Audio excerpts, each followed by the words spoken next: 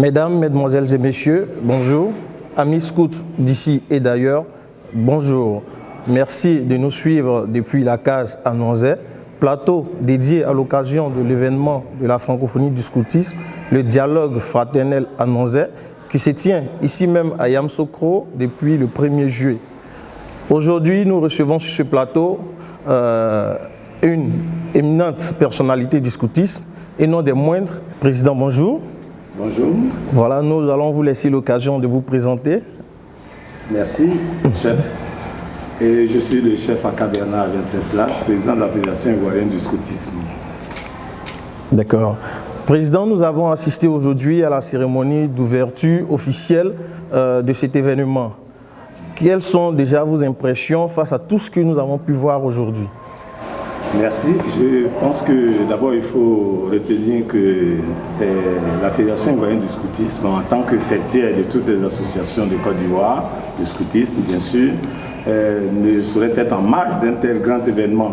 C'est ainsi donc que ce dialogue fraternel traduit en langue locale sous la dénomination de, comment j'allais appeler, Anouanzet, tu l'as si bien déterminé tout à l'heure. Ce dialogue fraternel, dis-je donc, est né de l'idée des scouts et guides de France et de leur partenaire historique, la SCCI, les scouts catholiques de Côte d'Ivoire, de rapprocher, disons, les structures de formation vers les scouts. Et puis cette idée a été accentuée lors de la dernière conférence en Azerbaïdjan l'année dernière, où les associations d'Afrique ont exprimé leur volonté de voir les structures venir vers elles, les structures de formation, cela s'entend. Et donc, c'est une excellente idée qu'il faut encourager. Et nous avons salué ce geste avec beaucoup de plaisir. Et donc, pour revenir à votre question, je dirais que c'est une expérience extraordinaire pour notre pays.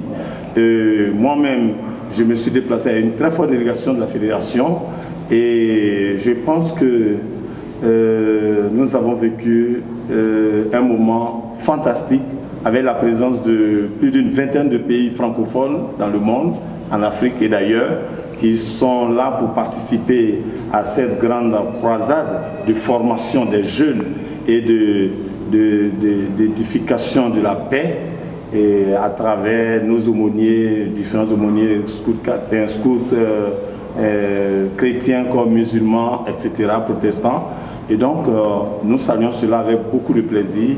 Et ce qui m'a marqué, surtout dans ce moment de lancement, c'est que les personnalités extérieures qui ne connaissent pas notre mouvement étaient là pour voir ce que les scouts savent faire. Et les scouts également de tous les pays francophones étaient présents également. Et ça, c'est le premier point. Le second point, il faut noter que c'est la première fois qu'une telle expérience se vit en Afrique et surtout dans notre pays.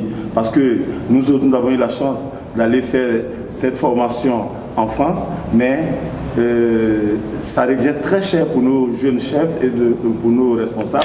Donc c'est une occasion qui nous rapproche davantage et qui va créer une certaine mobilisation de nos jeunes et un certain engouement dans le mouvement scout. Et puis la dernière chose que je voulais noter, c'est que nous avons vécu une cérémonie d'ouverture inédite.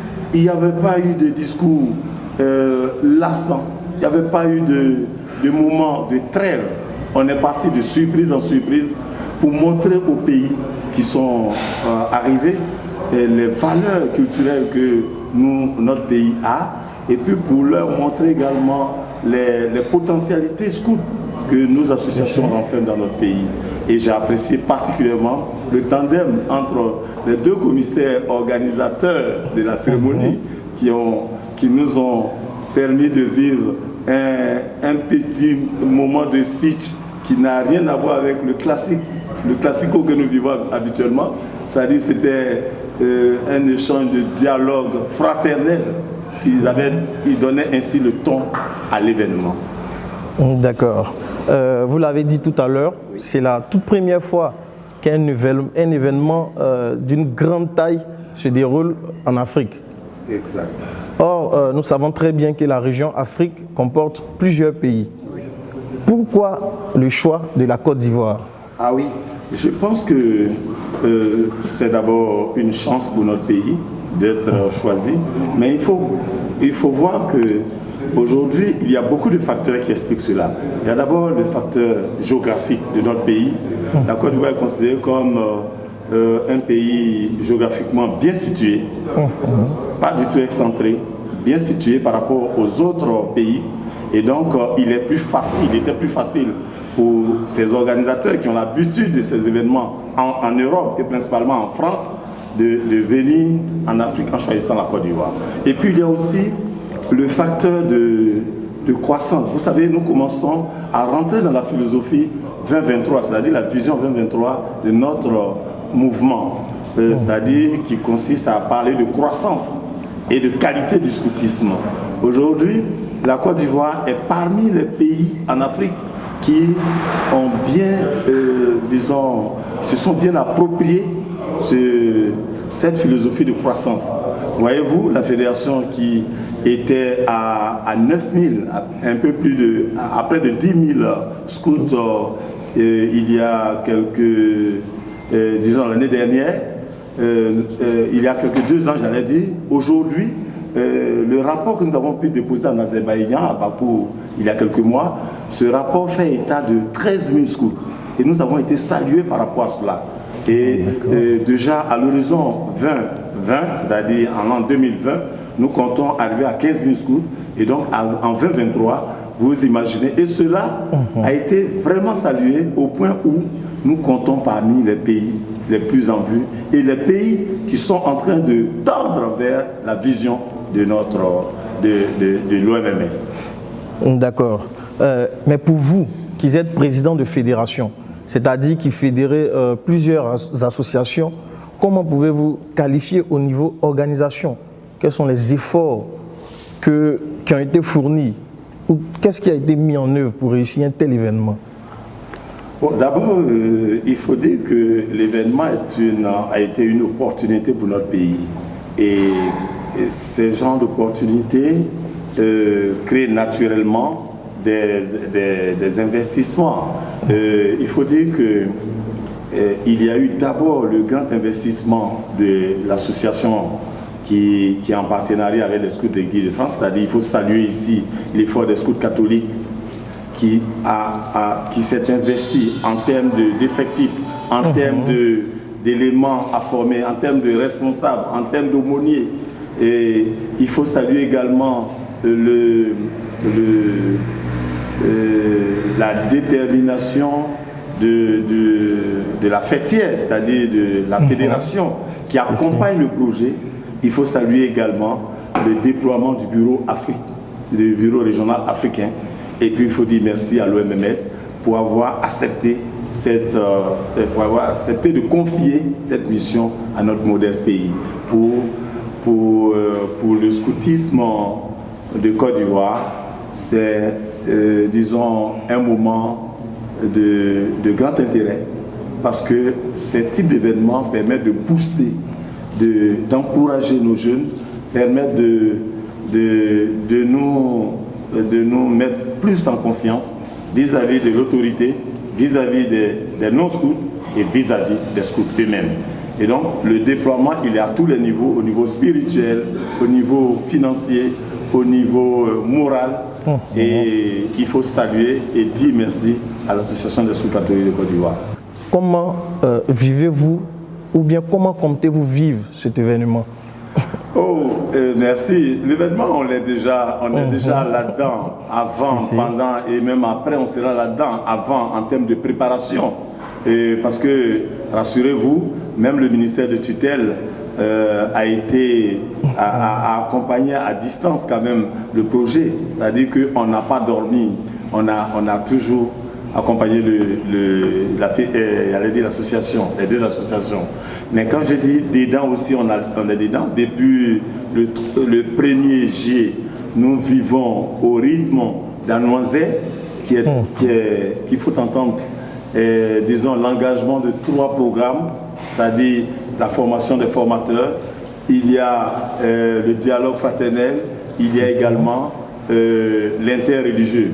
Donc nous vivons ça au quotidien à travers les frottements des uns et des autres, à travers nos jeunes scouts qui viennent partager les idéaux de paix et qui viennent discuter et échanger les valeurs de paix. Et puis nous vivons aussi également à travers la formation du STIF qui, elle, consiste à donner des armes à nos responsables qui vont concevoir des projets qui vont être des boussoles pour leurs différentes associations. Nous sommes au rythme d'Anoisé et que ce soit maintenant ou après Anoisé, on aura toujours Anoisé parce que c'est la formation continue. Merci Président, merci de nous avoir accordé du temps. Nous sommes au thème de notre interview, de nos échanges. Avez-vous un appel à lancer à toutes ces personnes qui sont encore sceptiques vis-à-vis du mouvement scout? Oui, merci. Je pense que je profite de l'occasion pour lancer d'abord un appel aux scouts eux-mêmes d'abord, surtout à nos différentes ASL. Vous savez, la Fédération ivoirienne du scoutisme comporte 3 grandes associations qui sont l'Association des scouts catholiques Côte d'Ivoire, les éclaireurs unionistes de Côte d'Ivoire, les éclaireurs de Côte d'Ivoire. Et donc ces 3 associations-là, je leur lance un appel pressant pour leur dire Anoisé est venu et l'occasion est belle pour nous de nous unir à jamais. Nous sommes d'accord à Anoisé, il faut que nous continuions de travailler dans l'harmonie autour de notre fédération qui est la fêtière de nos associations. Ça, c'est le premier appel. Donc, il faudrait que l'idée de fédération naisse d'abord dans notre maison en Côte d'Ivoire avant d'envisager la fédération à l'extérieur de notre pays. Ça, c'est le premier appel. Le second appel, il faut que nos éléments scouts se rendent compte de l'utilité du scoutisme, de l'importance du scoutisme, parce qu'aujourd'hui, quand le Bureau mondial vise 100 millions de scouts à l'horizon 2023, où on aura la jeunesse la plus majoritaire dans le monde à travers le mouvement scout, ce n'est pas un vide, c'est le lieu où les scouts doivent s'inscrire résolument dans les bonnes idées du scoutisme, pour un changement positif dans le monde et surtout pour que notre action ait un impact positif dans notre société, dans nos différentes communautés. Et puis enfin, au niveau de nos autorités, c'est l'occasion ou jamais de s'impliquer davantage auprès des scouts. Je l'ai souvent dit, les scouts n'ont pas assez de moyens. Il faut les accompagner dans les projets, il faut les accompagner dans la politique de nos États afin de les aider à mieux se structurer. Voyez-vous, une petite anecdote, au moment où nous vous parlons, la fédération est là avec tout son bureau sur son président. On n'a pas de siège. Il faut encourager ces structures-là. C'est un appel que nous lançons à nos autorités pour accompagner les scouts. Je le dis au passage, au cours d'Anoisé, le Bureau mondial est arrivé, le Bureau africain, nous avons reçu les félicitations de nos structures de haut niveau pour les actions citoyennes que nous avons menées lors des inondations récentes en Côte d'Ivoire.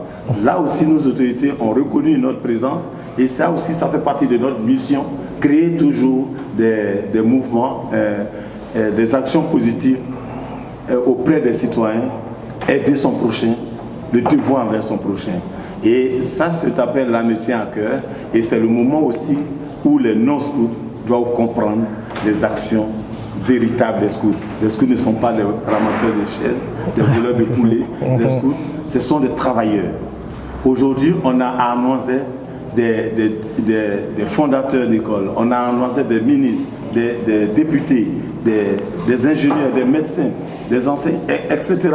Mais le scoutisme, c'est une vocation, c'est un engagement citoyen pour apporter sa participation active dans son pays. Et donc, le scoutisme, c'est la vie, tout simplement. Il faut s'engager, quel que soit où on se trouve, à quelque niveau où on se trouve. C'est en ces mots que je voulais vous dire merci. Et puis, vous encourager. Et à votre suite, il faut que les autres associations essaient d'avoir ces valeurs aussi, parce que les autres associations sont tous intéressés, sont tous engagés, mais il faut qu'il y ait une communion afin que dans notre pays, on sache que nous évoluons autour d'une fédération et que nos idées puissent continuer à se fédérer à jamais. Merci beaucoup, Président. Je vous remercie.